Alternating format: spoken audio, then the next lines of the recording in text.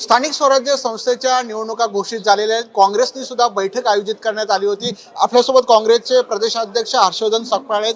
Sir, आज बैठक सुद्धा पार पडलेली आहे। निवडणुकीच्या निमित्ताने निवडणुका जाहीर झालेल्या आहेत, मात्र दुबार मतदानाच्या संदर्भामध्ये काँग्रेस किंवा महाविकास आघाडीची मागणी होती ही नावं काढावी। मात्र या संदर्भात निवडणूक आयोगाने जे ॲप तयार केलं यावर तुम्ही समाधानी आहात का?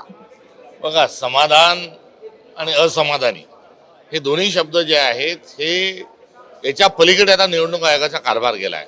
या मतदार यादीमध्ये दुबार त्रिबार नाव असणाऱ्यांच्या पुढे डबल स्टार करतात आहे। पण डबल स्टार करण्याच्या ऐवजी एक नाव काढायला काय झालं होतं?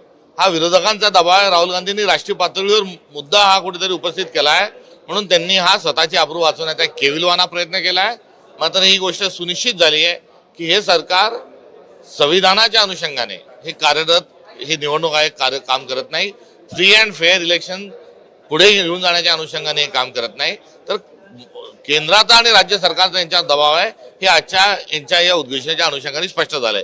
वास्तविक पाहता त्यांनी आज पत्रकार परिषद घेऊन यादी स्वच्छ करण्याच्या अनुषंगाने कार्यक्रम जाहीर करायला पाहिजे होता आणि त्यानंतर या निवडणुका या घोषित करणं अभिप्रेत होतं। मात्र या सगळ्या सत्य मुद्द्यांना त्यांनी तिरांजली दिली आणि हट्ट जो आहे राजहट्ट तो पूर्ण करण्याकरता निवडणुका लागलेल्या आहेत। आता जनता त्यांना धडा शिकवल्याशिवाय राहणार नाही एवढं मात्र निश्चित। सर, 12-13 पार्लमेंटची बैठक आहे। काय बैठकीमध्ये भविष्यामध्ये काय आणि लवकरच नगरसेवकांच्या याद्या सुद्धा जाहीर केल्या जाणार आहे काँग्रेसच्या?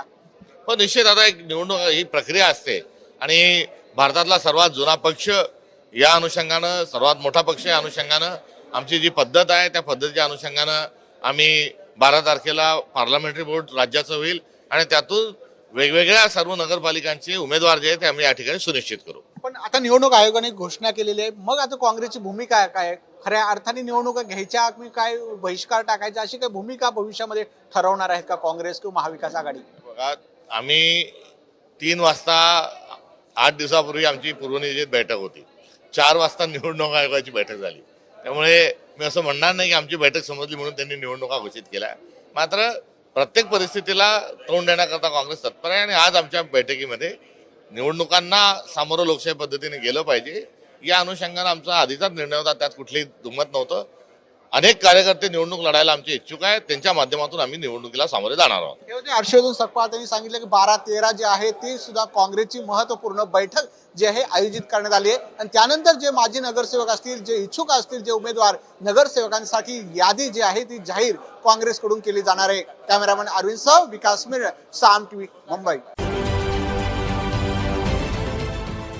देश विदेशातील प्रत्येक घडामोडींचे लाईव्ह अपडेट मिळवण्यासाठी आता साम टीव्हीच्या सर्व सोशल मीडिया प्लॅटफॉर्मला लाईक, फॉलो आणि सबस्क्राईब करा।